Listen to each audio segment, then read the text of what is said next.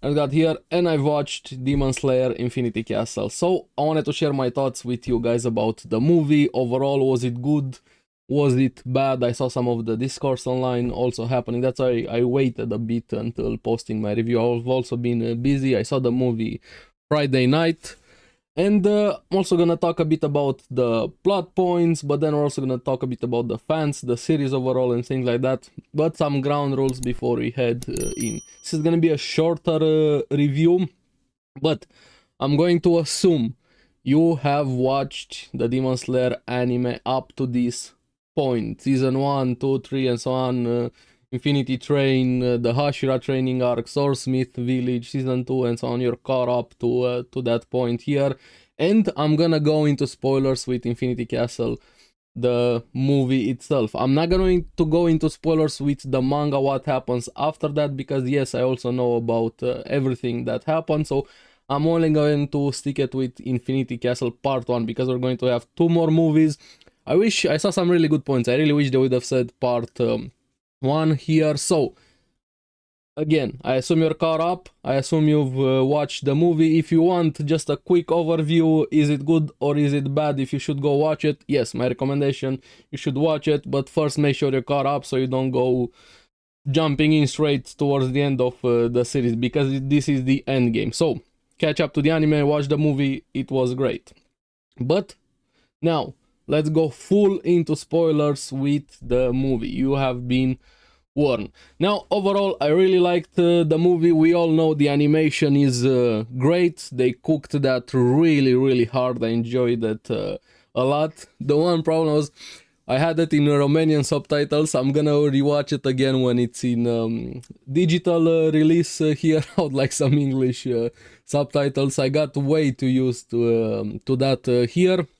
But beyond that, the viewing experience was awesome. Now, it picks up after the training, them going into the castle there.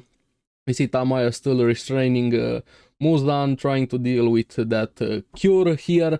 And we have 3 main fights, or more like 2 main fights and a half of a fight. The Shinobu versus Doma fight is gonna be continued moving forward, but that was also great seeing Shinobu, such an awesome character. Her personality, how she's always so easygoing in, but I really like that when Tanjiro confronted her, are you angry? And yes, I'm always angry. We get to see a lot more about her and why she is the way she is. And Doma is probably the biggest piece of shit. That guy has no emotions. He doesn't understand emotions at all. And the way he was toying with her, and after that with Kanao also, we see Shinobu's flashback with... and we're gonna talk more about flashback. That's something I wanna talk a bit more about here, with her sister, her realizing Doma is the one that killed her, Kanae, and trying every poison she had, but Doma was able to find instantly to bypass them, and she gets absorbed and actually dies.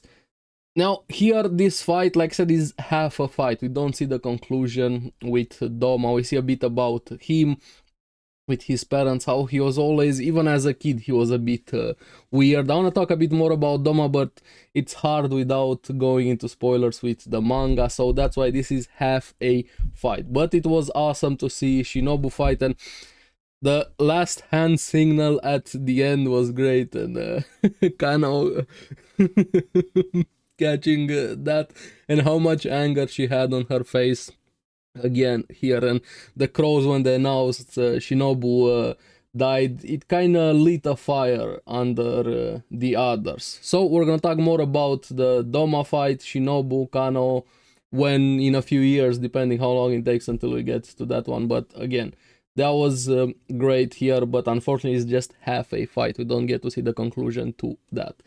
The other fight here that we actually get the conclusion is Zenitsu versus Kaigaku, his senpai, his upperclassman from the lightning breathing school. And I think this was great, especially for the conclusion for the fight with them. I know Zenitsu is a controversial character. I do find him annoying also, but I also like him, and not just when he's transformed. He actually brings sometimes a breath of fresh air into some of the scenes, but sometimes he's also way too exaggerated and kind of takes you away out of the show. But here, seeing him that serious after his grandfather, his master there, killed himself when Kaigaku became a demon. Kaigaku was such a piece of shit. At least you get it. The demons have lost their memories, they have been manipulated, they've been turned into monsters. But he made the choice. He intentionally did this while he was human. So I think he's a much bigger piece of shit than a lot of the other demons here. Maybe not bigger piece of shit than Doma, but still a big piece of shit there. And Kokushibo has a small appearance here. Here we see he was the one that transformed Kaigaku. He's gonna be another major fight into the future here, but the fight between Zenitsu and Kaigaku was great, mainly because of the themes and the emotional impact here and what it meant for Zenitsu to defeat somebody, how they were so different, yet their grandfather valued both of them. One of them mastered the other forms of lightning breathing, the 2 to 6, and Zenitsu only mastered the first one. But I feel like that's the key. Lightning breathing is kind of, if you master the first one, that's where everything branches out. You create everything else. And Zenitsu being able to create his own form showed that he actually mastered lightning breathing, being able to come up with that own form and defeating Kaigaku, not just physically in a fight, but also in a philosophical way and thematically there. And if that was the perfect timing for them, because if Kaigaku was actually more used to his powers, acclimated to being demon and so on later on into his life, like a year or so, they even said it in a movie, he would have probably lost. But I really like that confrontation between them, and Zenitsu always being that serious, finally having him be serious about something motivated was great there. And the fight between them, again, really good. We also beat Nezuko, dealing with the cure, Urokodaki taking care of her. But what was the highlight of this movie was Akaza. It's probably my favorite Upper Moon. I don't know, it would be hard, but emotionally wise, he might be my favorite Upper Moon. Like, I really like characters like him, focused on growing stronger, powerful, his cool moves. Don't get me wrong, I still hate him for what he did to Rengoku and so on, but the fight here was great between Tanjiro and Gyu versus Akaza there. And again, the animation was awesome. Gyu unlocking his mark there to fight against Akaza. He was still even losing, but Tanjiro surprising more and more with the memories he had with his father there, his conversation with Inosuke to detect attacks through his skin there. That was really cool here. And the transparent world, the lessons he got from his father there, those moments amplified the fight a lot more. I'm gonna talk more about flashbacks here. And we see Akaza's past motivations, how he did anything and everything, even stealing to take care of his father, but his father felt guilty and committed suicide. Then he encounters this sensei master that takes him under his wing. He has to take care of his daughter.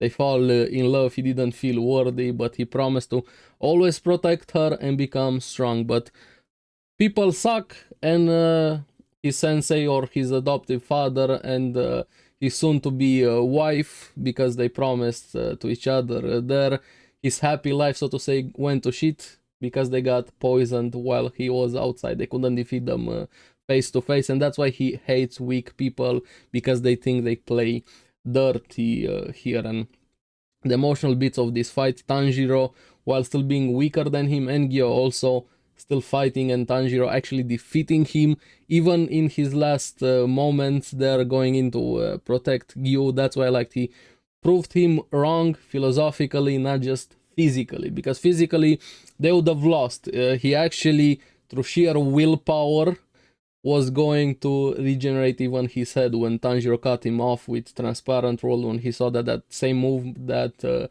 his father did to the bear was great. But Akaza, realizing his past thanks to what Gyu and Tanjiro was doing, and they were saying the same bits as his father, the sensei, so on, I love that a lot here, and he admitted defeat, like he actually came back to his senses, so to say, thanks to those flashbacks here, and he killed himself. He took his own life. He would have won if he didn't do that, and yeah, he took everything out of them here.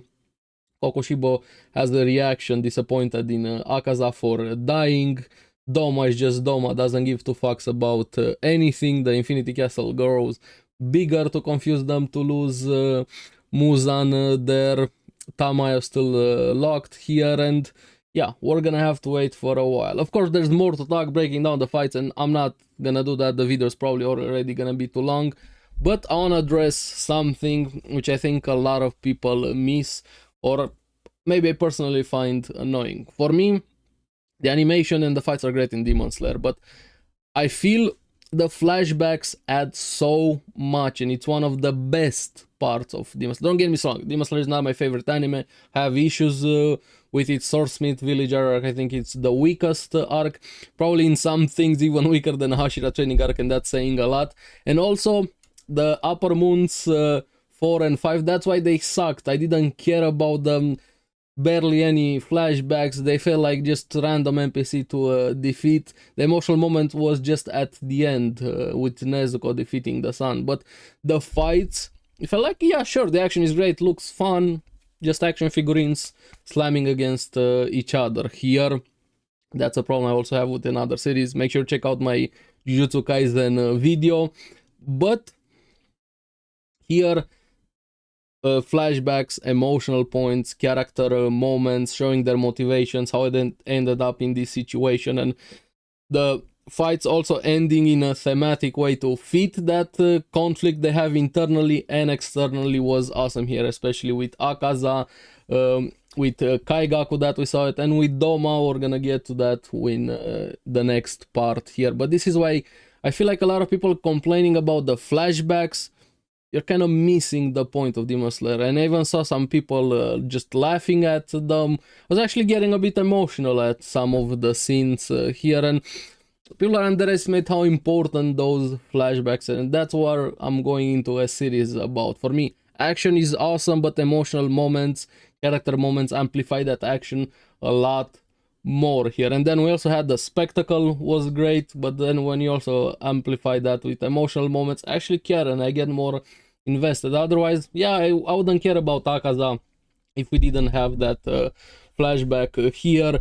Kaigaku also being a piece of shit made Zenitsu even better as a character. Shinobu always being that angry. We finally found out more about that, and then with Doma, even the other one, the Upper Moon 6 in when we had the Entertainment District Act.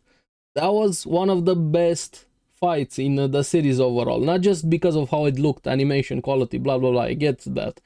But I actually care about the brothers, how they got put into that situation, what happened to them, the mirroring, the foil between him and Nezuko and so on. Tanjiro could have ended up in a similar situation here. Akaza being this character that is, we see him in a lot of others, is just sheer will power, doing anything and everything to be stronger, caring about others, protecting others, and then being done shitty by life, ended up becoming what he hated in a way, but in the end admitting his mistakes and even reconciling with the others he lost, even though he had to go to hell. I actually care about Akaza as a villain, antagonist, however you wanna call him. Upper Moon 4 and 5, I don't even remember their names. I honestly don't care. Swordsmith Village arc, sure, he had cool scenes from a fight point of view, but I don't care. Even the Swordsmith, they didn't expand a bit more into that. How exactly they make the sword, showing us the process a bit, expanding more into that. I have some issues with Swordsmith Village arc. I even talked when we had a podcast about it. But that's why I think that's the weakest there. And here they really cooked with Infinity Castle. So I would say, for me personally, it's kind of consistent with the series, like around an 8, I would say a score. 10 for me means like personal favorites, best of the best, regardless of animation, production, whatever. I have Kingdom, for example, and season 1 has shit for CGI and whatever there, but spoke to me emotionally quite a lot. And for me, a 5 actually means middle, average. So for me to give something an 8, I actually do like it quite a lot. If I was just to score the animation, yes, the animation is 10 out of 10, but I don't score based on just animation. So yeah, overall, a really fun movie. I'm gonna watch it again when it's out on digital. I recommend you guys go watch it, especially if you're caught up with the series. And I don't know, people just miss the point with some of the series. One of my biggest complaints in general, I have my annoying things anime fans do videos. If you guys want to check that out, expand a bit more into that. But the flashbacks are good in Demon Slayer. I feel without them you just have random action, and people always complain about that, like in Solo Leveling. Oh, I don't care about the characters, but the animation action is great. But when something like Demon Slayer does it, and you get characters that you get attached to, it also has the great animation and fights. Sure, it's a simple story, but done well. What do you want? Like, I don't know, for me personally, I don't get it. It's something that grinds my gears a bit there. So let me know what you guys thought about the movie, if you've seen it. If you haven't seen it, I do hope you check it out. And what do you think about Demon Slayer, the series in general? I wanted to talk a bit more about that. Also, like I said, I like the series. It's not one of my favorite series. Is it overrated in some things? Sure. But I also think it's overhated in a lot of things there. So let me know in the comments below. As always, thank you very much for watching. Remember to like and subscribe. Helps me quite a lot. And you guys get the latest videos on the series that I follow. So keep enjoying Demon Slayer, which we're gonna have to wait who knows how many years for part 2. After that, more years for part 3. They're probably gonna milk it and make it into episodes here, break down the movie. So Demon Slayer is gonna keep going and going and going here. But hot take, better ending than Jujutsu Kaisen, and treated characters better. Same as with My Hero Academia, also good ending, but that's another conversation for another day. So I'm gonna see you in the next one. Bye bye.